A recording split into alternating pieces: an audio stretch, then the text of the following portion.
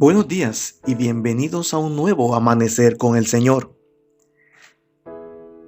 Gracias damos por cada persona, cada oyente que nos sigue a través de este medio con el propósito de escuchar un poco, de reflexionar en la palabra del Señor y de que día a día Dios nos hable y nos dirija en nuestro caminar.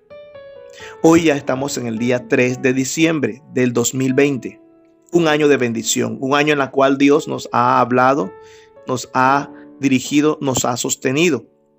Y tenemos el libro de Daniel, capítulo 8, versos 1 al 14. Se titula El límite de la aflicción. Dice así la palabra del Señor. En el año tercero del reinado del Belsasar, yo, Daniel, tuve una visión después de aquella que había tenido antes.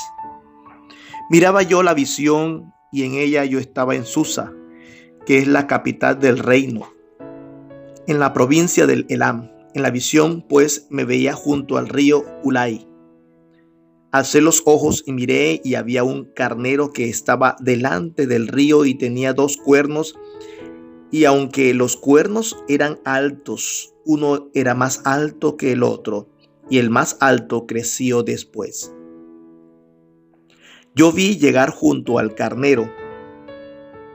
Se levantó contra él y lo hirió y le quebró los 2 cuernos, y el carnero no tenía fuerzas para hacerle frente. Lo derribó, por tanto, a tierra, lo pisoteó, y no hubo quien librara de su poder al carnero. El macho cabrío creció en gran manera, pero cuando estaba en su mayor fuerza, aquel gran cuerno fue quebrado, y en su lugar salieron otros 4 cuernos notables hacia los 4 vientos del cielo. De uno de ellos salió un cuerno pequeño que creció mucho hacia el sur y el oriente y hacia la tierra gloriosa. Creció hasta llegar al ejército del cielo, y parte del ejército y de las estrellas echó por tierra y las pisoteó. Y aún se engrandeció frente al príncipe de los ejércitos. Por él fue quitado el sacrificio continuo y el lugar de su santuario fue echado por tierra. A causa de la prevaricación le fue entregado el ejército junto con el sacrificio continuo. Echó por tierra la verdad e hizo cuanto quiso y prosperó. Entonces oí hablar a un santo, y otro de los santos preguntó a aquel que hablaba: ¿hasta cuándo durará la visión del sacrificio continuo, la prevaricación asoladora y la entrega del santuario y el ejército para ser pisoteados? Y él dijo: hasta 2300 tardes y mañanas, luego el santuario será purificado. Encontramos en estas reveladoras profecías de los finales de los tiempos que Dios le dio a Daniel sobre el carnero y el macho cabrío, que Dios revela sus misterios celestiales a los santos que velan en oración. A los 2 años de haber tenido una visión, Daniel va una segunda sobre un carnero con 2 cuernos y un macho cabrío proveniente del lado del poniente, en los versos 5. Los 2 cuernos del carnero son 2 naciones consideradas como una sola. El macho cabrío, que viene del occidente, se caracteriza por su velocidad, símbolo de la rapidez con la que se extiende su poder. Aunque el carnero parecía fuerte, es derribado y pisoteado por el macho cabrío que aparece después de esa escena. La visión de Daniel nos enseña que la prosperidad o la decadencia de un reino dependen de la soberana voluntad de Dios. Por eso la palabra del Señor es muy clara al decir que Él quita y pone reyes. Y eso lo hemos visto durante estas lecturas y devocionales con los diferentes reyes que se han levantado y que Dios lo ha querido así para cumplir su propósito. Dice la palabra que aún el rey Nabucodonosor era su siervo. Dios tiene propósitos y pone y quita reyes con base al cumplimiento de sus propósitos. Nada está en suerte, porque dice la palabra que Dios es nuestra suerte. Dios tiene el control de todas las cosas. Ahora, el cuerno pequeño habla de que Dios purifica nuestra fe por medio de la aflicción. Es necesario que a través de muchas tribulaciones aprendamos paciencia, dice la palabra. La visión de Daniel se enfoca en el cuerno pequeño del macho cabrío, que comienza a crecer hasta extenderse hacia el sur, el oriente y hacia la tierra gloriosa. Su poder se engrandece tanto que desafía el ejército del cielo y su príncipe, en el verso 11. Este cuerno quita el sacrificio del templo, destruye el santuario y echa por tierra la verdad. Un santo pregunta: ¿hasta cuándo? Como si fuera el mismo clamor de la comunidad de fe que sufre persecución.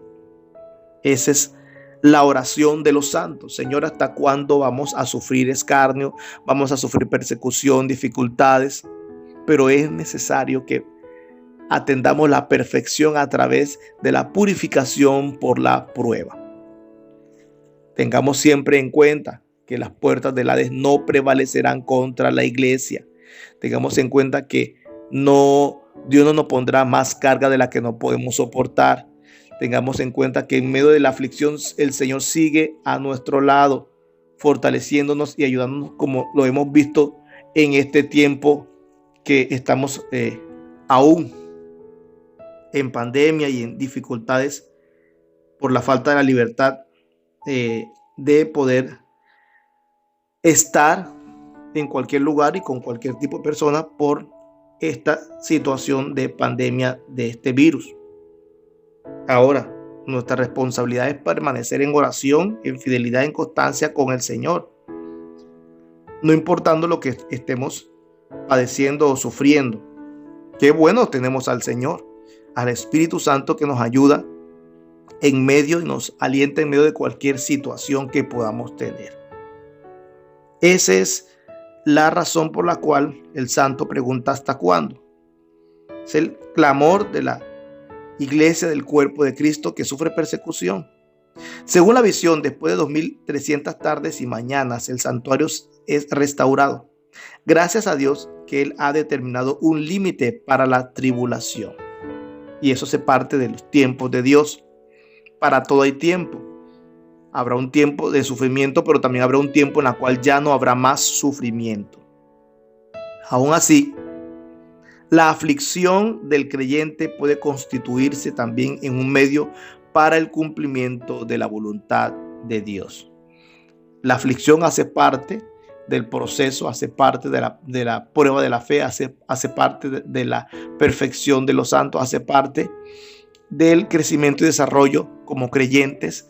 El sufrimiento también hace parte de un propósito de Dios para restablecerse en nuestras vidas, porque a través del sufrimiento es que podemos tener dependencia al Señor Todopoderoso.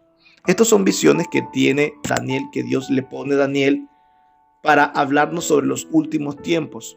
Tengamos en cuenta que la iglesia no padecerá de estos sufrimientos. Seremos llevados por la palabra antes que se den estos tiempos finales últimos del hombre, con la bestia, con el anticristo.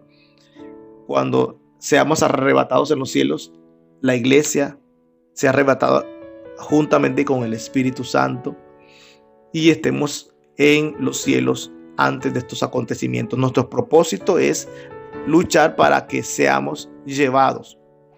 Habrá una última oportunidad para los que se queden. Esos sí tendrán sufrimiento, padecimiento, persecución como nunca antes visto, y tendrán que morir para poder ir al cielo. Eso se parte de los últimos tiempos, los tiempos finales. Pero es necesario que nos mantengamos en fidelidad, en constancia.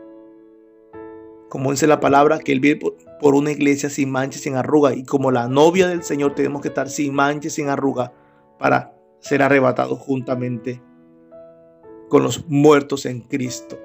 Los que hayan muerto en Cristo como creyentes esperando el arrebatamiento. Mis hermanos y mis hermanas, son tiempos en los cuales es necesario afinarnos como creyentes verdaderos, y usted, si no conoce del Señor, es tiempo de conocer al Señor mientras pueda ser hallado. Más tarde ya no habrá tiempo. Es ahora el tiempo aceptable, el día de salvación, el día en que Dios habla a tu corazón para que tomes una decisión y le aceptes en tu corazón, para que nos arrepintamos de todo pecado y accedamos a su perdón por la sangre de Jesús. Mi hermano y amigo, solo me resta decirte que te prepares para mañana, para un nuevo amanecer con Dios. Bendiciones a todos.